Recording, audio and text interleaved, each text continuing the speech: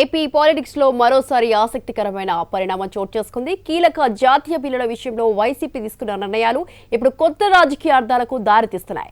Delimitation, మహిళా reservation బిల్లులకు మద్దతు ప్రకటించిన వైసీపీ మరోసారి కేంద్రంలోని బీజేపీతో సత్సంబంధాలే లక్ష్యంగా ముందుకెళ్తోందా అన్న చర్చ జోరందుకుంది.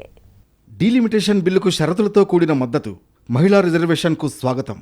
వైసీపీ తీసుకున్న ఈ రెండు నిర్ణయాలు రాజకీయంగా హాట్ టాపిక్గా మారాయి. కేంద్రం తీసుకొచ్చిన కీలక బిల్లుల విషయంలో వ్యతిరేకత చూపకుండా సపోర్ట్ స్టాండ్ తీసుకోవడం వెనుక బీజేపీతో సత్సంబంధాలే ప్రధాన లక్ష్యమా అన్న అనుమానాలు వ్యక్తమవుతున్నాయి. ఇప్పటికే పలుమార్లు కేంద్రానికి మద్దతుగా నిలిచిన వైసీపీ ఉపరాష్ట్రపతి ఎన్నికల నుంచి కీలక చట్టాల వరకు సాఫ్ట్ లైన్ ఫాలో అవుతోంది. ఇప్పుడు డీలిమిటేషన్ వంటి భారీ ప్రభావం చూపే బిల్లుకు కూడా కొన్ని షరతులతో కూడిన గ్రీన్ సిగ్నల్ ఇవ్వడం రాజకీయంగా ముందు చూపుతో వేసిన అడుగుగా విశ్లేషకులు భావిస్తున్నారు.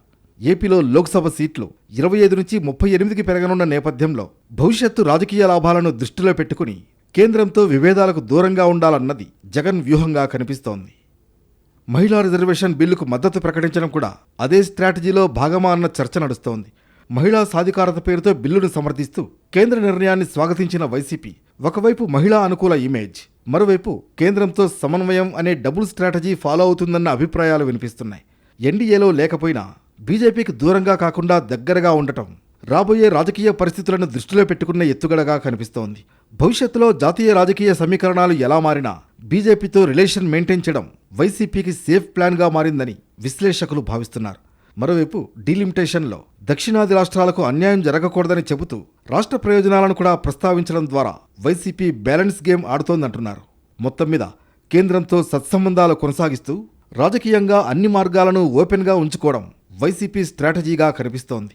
అయితే ఈ సాఫ్ట్ స్టాండ్ భవిష్యత్తులో ఏపీ రాజకీయాల్లో కొత్త పొత్తులకు దారితీస్తుందా, లేక కేవలం వ్యూహాత్మక సమన్వయంగా మిగిలిపోతుందా అన్నది చూడాలి.